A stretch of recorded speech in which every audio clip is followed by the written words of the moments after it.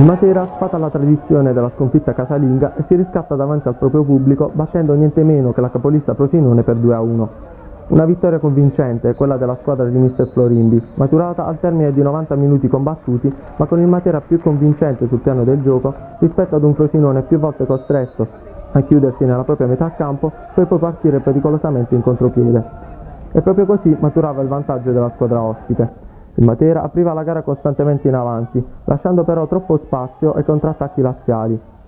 Così al 12° Russo, in sospetta posizione di fuorigioco, si trovava tu per tu col portiere della Torre che nulla poteva sul preciso tiro dell'attaccante giallo-blu.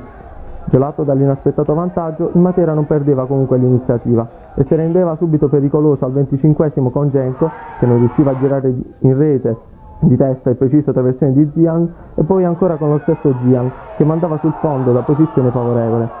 Costantemente chiuso nella propria metà campo, il Frosinone si ricordava di essere la prima della classe e si rendeva pericoloso al 41° ancora con Russo che, evitato l'intervento di Della Torre, si faceva respingere il tiro da Leo sulla linea di fondo. Sul finale del primo tempo il pareggio del Matera.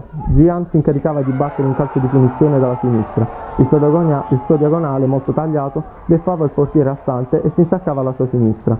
Nella ripresa i biancoblù continuavano a mantenere l'iniziativa e andavano più volte vicino al vantaggio grazie alle ripetute percussioni offensive del generoso Genco, ma il portiere prima e il palo in seguito si opponevano alle pregevoli conclusioni dell'ala materana.